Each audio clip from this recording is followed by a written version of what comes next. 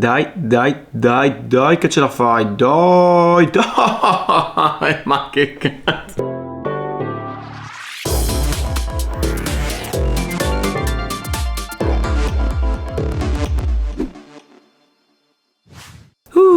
Good morning everyone, here we are, my friends, again for another episode of the Design Highlights, episode of March 2022. Yeah, and for the new ones, I'm Andrea Pedulli, but you can call me Pedu, industrial designer based in Italy. With this series of video, I'm trying to share with you, comment with you, analyze with you some interesting design related details, stuff that went out this month, which I personally think that have some interesting design details, approach, interaction, color, finishes, anything that can be related to the product design. This month I also tried some new styles for the cover of the videos. I think that this style is more catchy, more interesting, more clickbait. So I hope you're gonna enjoy that too. Don't lose any more time. Let's start with the number one. So number one of today's videos are the new Sony LinkBuds. And this project is by far one of the most interesting I've reviewed in the last month. So Sony went out with this incredible new design about these earphones. What can I say? I've never seen a hole into an earphone. Never seen it, I swear. Una cazzo di ciambella, raga. I had this feeling that since a couple of years no one made really big changes in this sector, and finally Sony went out with this new guy here that is changing the game. So thank you Sony for that. And we're gonna see together how this iconic detail is not just a pure aesthetic and marketing promotion detail, but also can be used for some really interesting functions that elevate this product in a good combination between shape, function and use. So let's talk about this hole that is the main iconic detail of this product. At first sight, my first reaction was how is that even possible, you know? From my ignorant knowledge about sound design, I always imagined that to create sound you have to have a closer space near to your ear. And let's say that I'm always happy when I discover that the human being is pushing hard to bring new function, new shapes into products of the everyday life. So this whole is not just interesting from an aesthetic point of view. We all agree that having a never seen feature is important in terms of sharing and clickbait.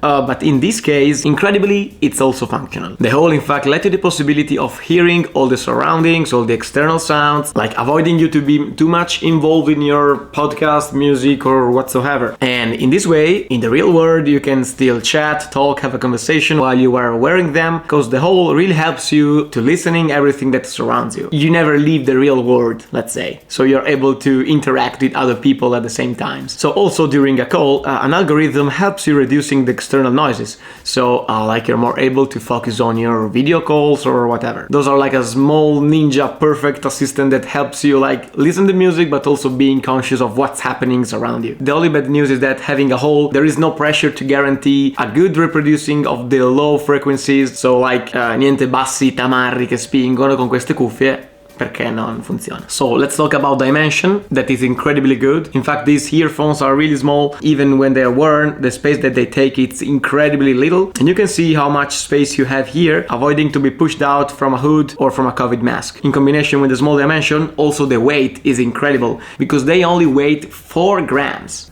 4 grams. I mean, it's maybe un maccherone pesa 4 grammi, neanche. Quanto pesa un maccherone? Quanto pesa un maccherone? No, non c'ho la bilancia precisa. And you don't even realize that you have them on. So now let's talk about some features. One of the interesting features is that when you take them off, they just stop reproducing music or anything. Clever solution. So one of the most interesting new function is the presence of these little silicone rings that you will find inside the pack, available in different dimensions. This little guy here will guarantee a perfect grip inside your ear. Many competitors use it to have an entirely soft plastic or silicone auricle, and this is an interesting way to solve a common problem, but in a new way never seen before. I personally don't like the in-ear solution made in silicone. It's not really comfy in my opinion, so maybe this could be perfect for me. So there is a new totally crazy stuff regarding the interaction of this product, that apparently it's possible to control the audio, the volume of your music just by touching your skin. And I was like, what? I've never seen a product that it's moving and bringing the interaction on your skin. I don't want to talk about biohacking, but being able to move some interaction that were on the earphone onto your skin, it's something that we don't have to underestimate, for sure. So this interaction will be always easier than just finding the button, finding the perfect spot where I don't find the volume, you know. So having these like interaction onto your screen really facilitate all the process of controlling the volume, the music that you're listening. I'm both hyped but also scared talking about on-body interaction. But anyway, I love the solution of this, it's really immediate, so good job. The colors are not just black and white, but a sort of small and calm variation in dark gray and soft cold gray. And the central bulky element is containing all the sensor and electronics, while the donut, let's call it the donut, is the reproducing area, the one that fits inside your ears. So for summarize, these look like the perfect earphones for everyday life. Rapid calls, quick interaction, small dimension, lightweight. The function of the body and accessories are perfect. I mean, I have more or less only positive comment regarding these guys here. So I'm truly happy to be able to share with you projects like these in these kind of videos. So congratulations Sony, really great job. We shall move to the number 2. Number 2 of today's video are the new phones from Samsung, the S22 and the 22 Ultra. Generally speaking, the S22 it's more or less a Galaxy, but with some new details that just some trained eye can catch. We can see the presence of more flat surfaces and less radius and the measured general solidity. One of the best things of this product is the perceived quality. The way it's built, the surfaces, the general look of the materials looks amazing. On the back, the S22 introduces a real piece of glass into the camera corner bump, and not just plastic as in the previous one. If we look at that detail in precision, we will notice a combination both of sharp lines and round shapes, like round shapes here and here with sharp over here. I'm not a huge fan of this mix because I would like to expect more symmetry in relation to the main body, but I know that this system is the design language of the S22, so it's fine for me. Even if all the world is like going to accept the presence of 3 cameras on the back of the phones, I will never abandon my position of not being too much felt in love with that. I mean, sembra un semaforo, cazzo. Semplicemente non mi piace. The feeling, the density, the weight of this product is amazing. And having these many cameras component on the back, it's really too much geometry compared to the cleanness and the simplicity of the rest of the product. I would rather prefer, for my personal taste, the Google Pixel solution for the back, for example, with this like full black geometry escamotage that, in my opinion, integrates them better. The color selection of the S22 is interesting, and I personally like them. The S22 will be for sure the flagship model from Samsung this year, even more than S22 Ultra. In fact, talking about Ultra, I mean, it's a Galaxy Note. I don't want to destroy it, but it's a Galaxy Note. If we see the comparison between the last Galaxy Note, we can easily see that this guy is a Galaxy Note. In my opinion, they have like to relaunch the Note after 2 years. You have a new product coming, you have to relaunch another one. You just combine them for a win-win strategy. With a more powerful design, more pumped name like Ultra. You know, these names, Hyper, Super, Ultra, it's way more catchy than Note. The general design, in fact, is the one of a Note, but with some little details that are near, of course, to the design language of the S22. In fact, all the quality perceived from the S22 is also present in this one. And regarding the camera... Come on, baby. If I didn't like the 3 cameras of the S22, do you think I'm gonna like this combination here? No. There is actually too noise on the back. Too much components and details. Graphically speaking, the back of this product is not that elegant as much as the front is. Look at here, this disposition of these elements. There is noise and no balance here. The S22 has actually his area in which you mentally position the cameras. But here, there's just the camera modules flying more or less around the surface. Each camera is being like extruded at the same length. That makes sense in terms of balancing when the phone is late. And also with the cover, how it's gonna behave. I'm really curious to see how they're gonna balance that. I mean, like in this way or this way or this one. I don't know. It doesn't look like too clear to me. So as said, the Ultra has some interesting feature that reminds us of the Galaxy Note. And also the presence of a pen inside of the Ultra really bring us closer to this idea. The pen, in fact, is totally well integrated into the shape. On the bottom, we have the Azola. Azola is the shape with 2 circles and a rectangle, led to the possibility of having a phone that can stand, that actually in terms of showcasing, it's a plus. Anyway, the pen is perfectly integrated, and by pushing it came out thanks to a little spring positioned somewhere here. The shape of the pen is clean and minimal,